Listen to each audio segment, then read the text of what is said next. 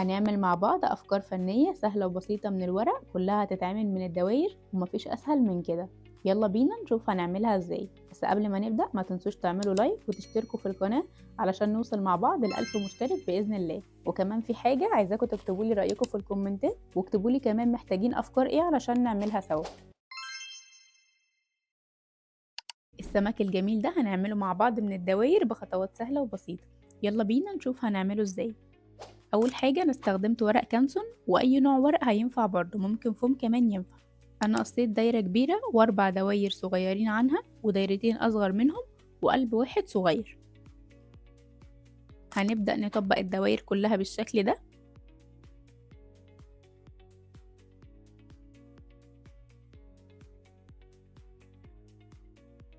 بعد كده بقى هحط دايرتين من الكبار في بعض، عملوا كده معايا شكل القلب، وهلزقهم مع بعض.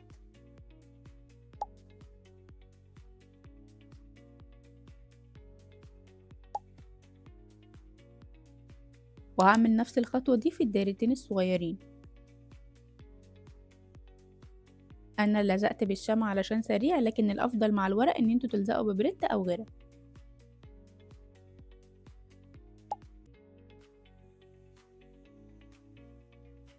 يلا بينا بقى نجمع الشكل.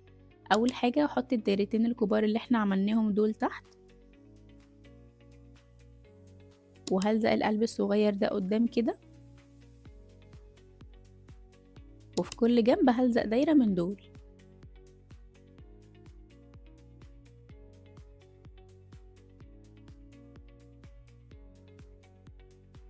والدايرتين الصغيرين اللي احنا لزقناهم في بعض هنحطهم هنا كده.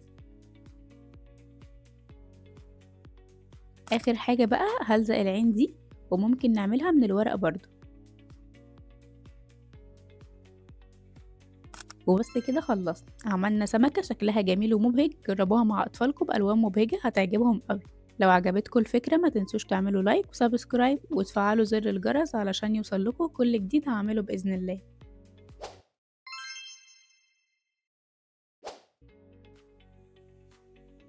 للفكرة دي بقى قصيت دايرتين صغيرين لونهم أبيض، ودايرتين أكبر منهم شوية لونهم بني، ودايرة واحدة كبيرة وقلبين كبار. أول حاجة بقى هقلب القلبين وهحط الدايرة الكبيرة عليهم من فوق، وهبدأ أثبتهم كلهم بالشمع.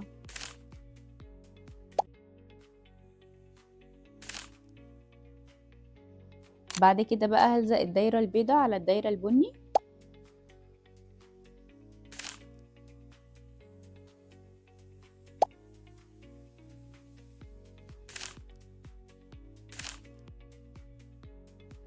وهثبتهم بالشكل ده.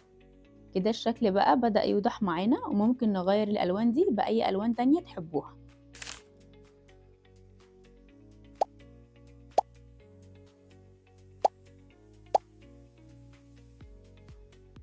بعد كده هثبت الملامح دي، أنا عملتها من الورق برضو.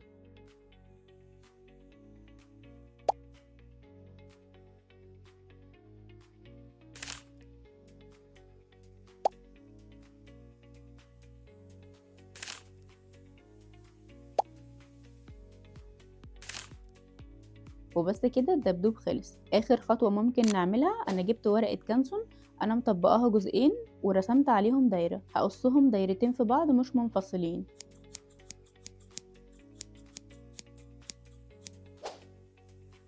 بعد ما فرغتها هلزقها في النص كده.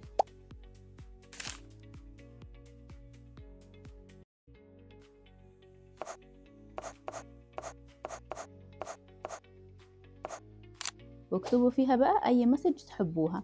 وبس كده خلصنا. لو لسه ما عملتوش لايك اعملوا لايك واشتركوا في القناة عشان نوصل ل1000 متابع مع بعض بإذن الله.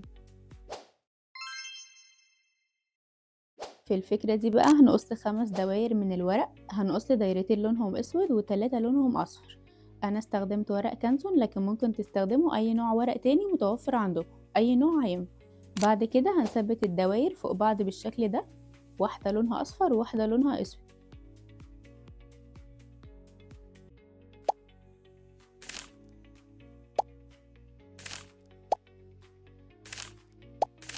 وهنقص مثلث زي ده كده باللون الاسود، وهنلزقه تحت في اخر دايرة.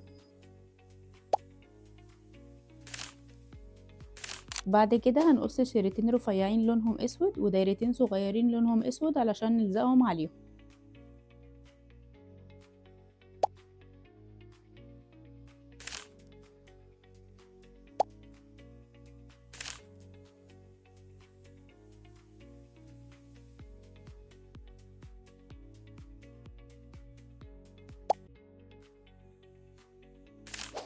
انا قصيت دايرة لونها ابيض وهقسمها بالنص كده، وهحط كل جزء في جنب.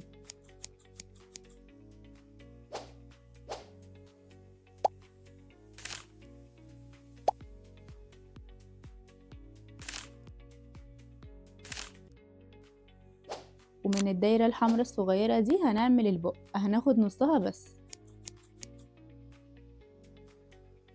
وحطيت العيون دي هنا كده، وممكن نعملها بالورق او نرسمها بالالوان برضو عادي.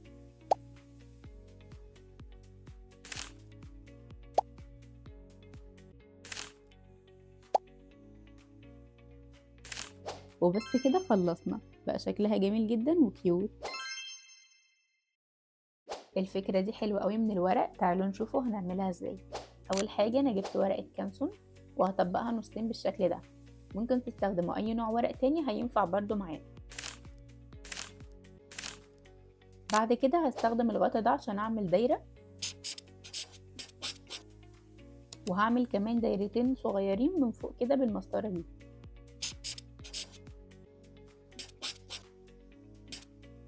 هبدأ افرغ الشكل ده بالماوس.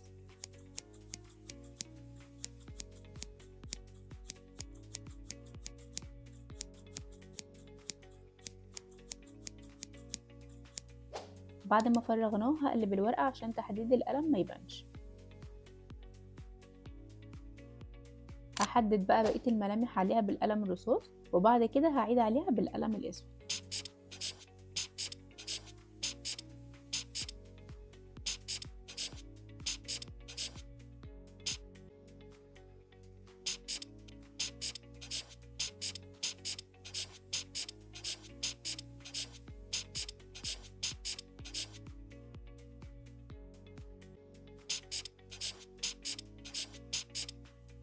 هقص جزء من تحت من النص علشان ندخل منه المصاصة بتاعتنا.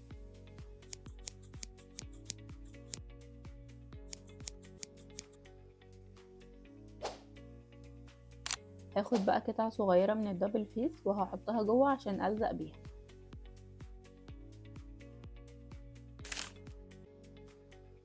هحط بقى المصاصة كده، وبعد كده هشيل اللزقة وبس كده هي خلصت. توزيعة سهلة وبسيطة وحلوة جدا للأطفال.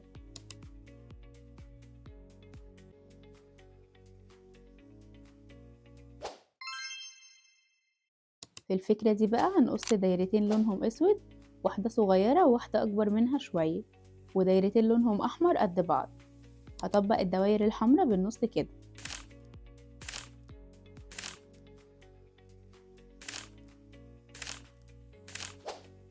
هبدأ بقى أثبت الدايرة الصغيرة في الدايرة الكبيرة بالشكل ده.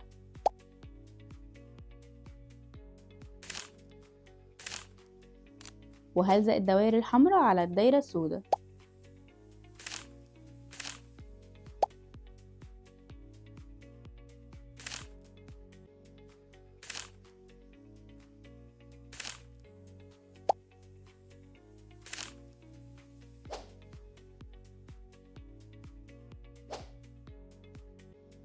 وهجيب الشريطين دول كده وهثبتهم هنا.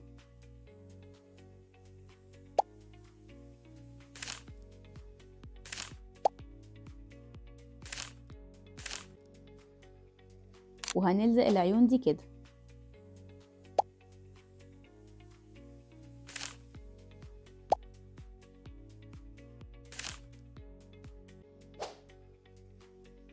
اخر خطوة بقى هعمل دواير صغيرة بالقلم الاسود.